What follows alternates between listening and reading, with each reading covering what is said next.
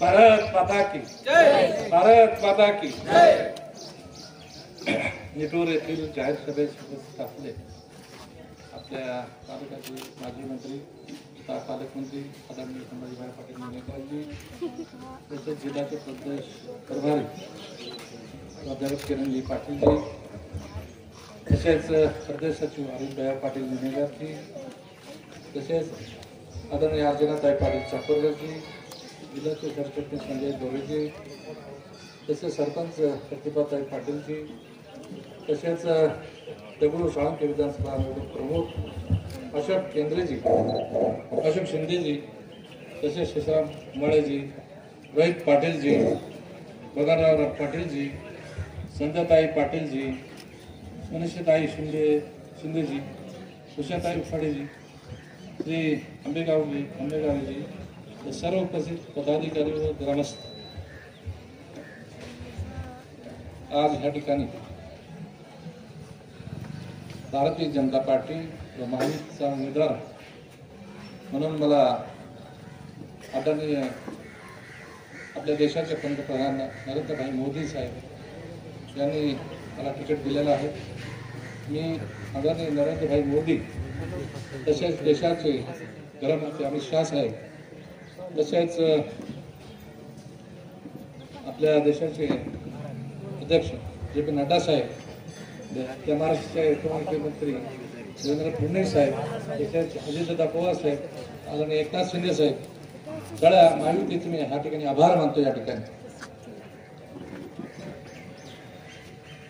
आदरणीय संभाजीभाईच्या माध्यमातून 2019ला मला जो खासदारकीचा त्यांनी चान्स दिला आणि खासदारचे तिकीट मिळवून दिलं आणि मला तुमची जी 2019ला सेवा करण्याची संधी मिळाली, परत दुसऱ्यांदा परत संभाजीभाईच्या माध्यमातून सगळ्या आमदारांच्या माध्यमातून मी या ठिकाणी सांगतो की परत दुसऱ्यांदा संधी देखील आदरणीय संभाजीभाई यांनी या ठिकाणी मला दिली.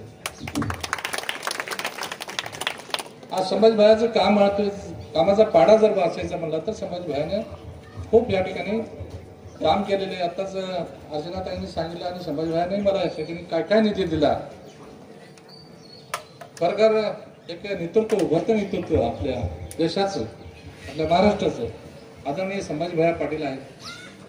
खरखर माझा जर कुणी जर विचार केला असेल लोकसभेला जाऊन म्हणून,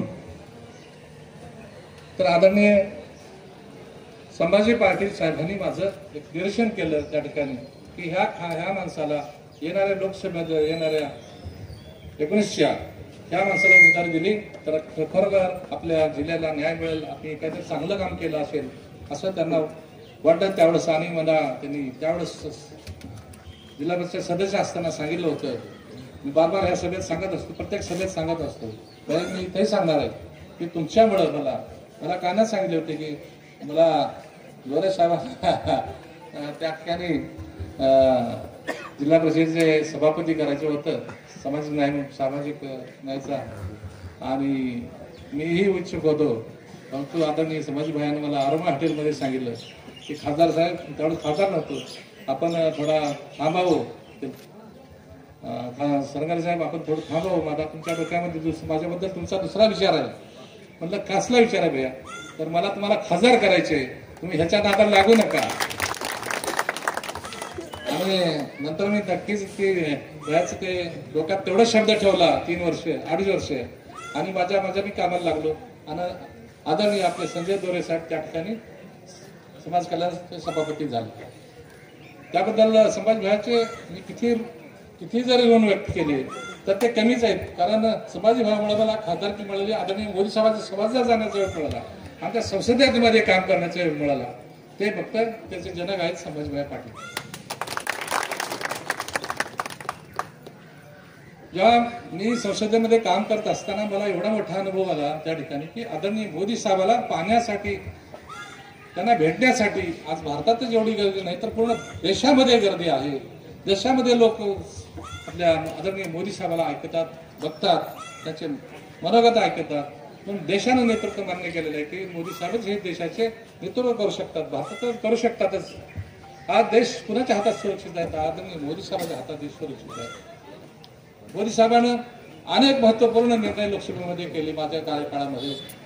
पहिलं कुठलं काम केलं असेल तर 370 कलम ह्या जम्मू काश्मीरला विशेष अधिकार दिला होता. गेली 75 वर्षापासून की त्या ठिकाणी 370 कलम लावलं होतं. ते हटवण्याचं जर काम केलं असेल तर आदरणीय मोदी साहेबांनी हटवलं. आणि त्या 370 कलमाला वोटिंग करायचा जो अधिकार होता तो मला मिळाला. त्यावेळेस मी समाजभराची आठवण केली. भैया तुम्हाला ते खासदार करून पाठवलं आणि त्या 370 कलमाला मला त्या ठिकाणी वोटिंग करता आलं आणि ते 317 कलम हटवलं. तुम्हाला ते कसे जात एवढं महत्वपूर्ण ते 370 कलम होतं की जे देश आपल्या भारतात असून नसल्यासारखा होता. या देशामध्ये 2 झेंडे होते. एक तिरंगा आणि जम्मू काश्मीरचा अलग झेंडा होता. आणि आपण त्या ठिकाणी फक्त टुरिस्ट म्हणून जाऊ शकत होतो. तिथं काय स्त्री संपत्ती घेऊ शकत नव्हतं. त्या ठिकाणी घरदार घेऊ शकत नव्हतं. त्या ठिकाणी बिझनेस टाकू शकत नव्हतं. फक्त टुरिस्ट म्हणून जाऊ शकत होतं. त्या ठिकाणी लाखो कोटीचा निधी त्या ठिकाणी जात होता. आणि लाखो कोटीचा निधी फक्त 3 माणसाच्या हातात गेला. ते म्हणजे फारुख अब्दुल्ला, महबूबा सय्यद आणि गुलाम नबी आझाद. आणि 75 वर्ष या काश्मीरच्या लोकांना त्यांनी वेठीस धरलं. तिथला कसला विकास नाही केला. फक्त स्वतःचा विकास केला. स्वतःचे मुलं फॉरेनला पाठवले त्या ठिकाणी आणि फॉरेनला पाठवून स्वतःचे मुलं चांगले शिक्षण घेऊन आले. आणि त्या जनतातली भुकी प्याशी राहिली आणि त्या लोकांना हातात दगड घ्यावं लागलं. आणि त्या ठिकाणी आपल्या अनेक सैनिक त्या ठिकाणी ठार झाले. आतंकवादी हल्ले झाले. त्या ठिकाणी अनेक घुसखोर त्या ठिकाणी पाकिस्तानमध्ये यायचे. आज त्या ठिकाणी एवढी पीसफुल शांतता आहे.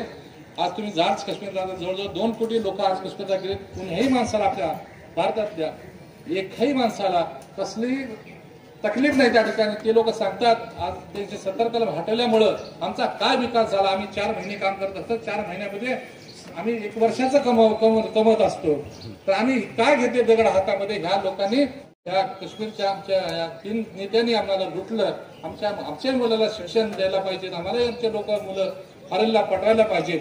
आमचे मुलं फॉरेनला शिकून आले पाहिजे. या ठिकाणी खरोखर कुणी जर क्रांती केली असेल तर आदरणीय मोदी साहेबांनी, आदरणीय आमच्या गडकरी साहेबांनी ह्या ठिकाणी मोठा विकास केलेले. भैया आत्ता त्या ठिकाणी कसं काश्मीर आज वाटतं की भारत स्वतंत्र झालाय. त्या ठिकाणी आज भारत जसं 1947 स्वतंत्र झाला. काश्मीर आत्ता स्वतंत्र झाले 2 वर्षापूर्वी. तर मला म्हणून त्या काश्मीर बद्दल त्या ठिकाणी मला अधिकार मिळाला मतदान करण्याचा. त्यानंतर आम्ही 3 तलाक कायदा हटवला. त्या स्त्रियांचा गुलाम आमच्या 3 स्त्रिया व्हायच्या मुस्लिम समाजाच्या. तलाक तलाक तलाक म्हणलं 3 वेळेस ती मुस्लिम बाई रोडवर यायची. तिला नंतर सांभाळायचं अवघड व्हायचं. अशा मुस्लिम स्त्रियाला देखील न्याय देण्याचं काम जर कुणी केलं असेल तर आदरणीय मोदी साहेबांनी त्या ठिकाणी न्याय दिला. त्यालाही मला आरोपी करण्याचा अधिकार मिळाला. नंतर भैया आम्ही त्या ठिकाणी स्त्री विधेयक बिल मांडलं. ते स्त्रियाच्या 33% आरक्षण देण्याचं आम्ही त्या ठिकाणी काम केलं. येणाऱ्या काळामध्ये लोकसभेमध्ये 180 खासदार भैया महिला खासदार असतील. येणाऱ्या लोकसभेमध्ये 2029ला किती महिला 180 महिला त्या ठिकाणी खासदार असतील. माझ्या मते आपल्या जिल्ह्यामध्ये आपल्या महाराष्ट्रामध्ये देखील आमदार जवळ माझ्या मते 100च्या पुढे महिला नक्कीच त्या आरक्षणाचा फायदा होणार आहे. त्या ठिकाणी आपल्या महिला त्या ठिकाणी आमदार राहतील. 90 जवळ 100 धरलो मी 228 100 काय असली म्हणजे महिला आता सध्याची संख्या मला माहिती नाही पाहिजे त्या ठिकाणची आपल्या विधानसभेमध्ये किती आहे. परंतु महिला नक्कीच त्या ठिकाणी राहतील. कारण मोदी साहेबांना तो अधिकार माझ्या महिला देखील जेवढे पुरुष त्या ठिकाणी येतात माझ्या महिला त्या ठिकाणी आल्या पाहिजेत आणि देशाचं नेतृत्व केलं पाहिजे. राज्याचं नेतृत्व करायला पाहिजेत. म्हणून महिला देखील त्या ठिकाणी अधिकार दिला. हे फक्त आदरणीय गोरगरिबाला राशन दिलं. तुम्हाला माहिती कोरोना काळामध्ये गोरगरीब जनता मरत होती. लोक किती तडफडून मरत होते त्या ठिकाणी. त्यावेळेस जर कुणी जगवायचं जर कुणी काम केलं असेल लोकांना जगवायचं जर कुणी काम केलं असेल 80 कोटी जनतेला या ठिकाणी राशन वाटण्याचं जर कुणी काम केलं असेल आदरणीय मोदी साहेबांनी केलं. आजही तर काय येणाऱ्या 5 वर्ष आधी फ्री राशन राहणार आहे. माझ्या कार्यकाळामध्ये माझ्या जिल्ह्यामध्ये प्राईम मिनिस्टर आवास योजनेमधून आणि रमाई आवास योजनेमधून जवळजवळ 37,000 घरकुलं माझ्या कार्यकाळामध्ये आले जिल्ह्यामध्ये. मला आम्ही सांगावंसं वाटतं की माझ्या जिल्ह्यासाठी मी काय केलं. माझ्या जिल्ह्यासाठी मी 4,000 कोटीचा या ठिकाणी जलजीवनच्या माध्यमातून घर घर नल जोड ही योजना मोदी साहेबांची योजना आपल्या जिल्ह्यामध्ये आली. भारतात तर चालूच आहेत काम. पण आपल्याकडे 4,000 कोटीचे काम या ठिकाणी झाले. मला मी सांगू इच्छितो भैया माझ्या कार्यकाळात ह्या इंटरसिटी रेल्वे चालू झाली. लातूर ते हरंगुळ 5 रेल्वे माझ्या कार्यकाळामध्ये सोडल्या आणि या ठिकाणी माझ्या कार्यकाळामध्ये जवळजवळ 8,500 कोटीचे हवेचे काम या ठिकाणी मला करण्याचं योग मिळालं. या ठिकाणी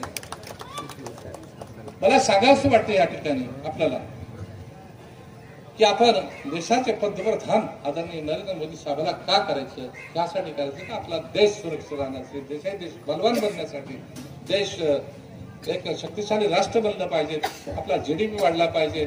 आज 5 नंबरला आपण जीडीपी मध्ये 5 नंबरला देश आपल्या भारतामध्ये आज आपल्या 3ऱ्या नंबरला आणण्यासाठी, आपल्या देशाची जीडीपी 3ऱ्या नंबरला आणण्यासाठी आणि 2047ला भारत हे जगावर राज्य करेल असं मोदी साहेबांचा प्लॅन समोर आहे.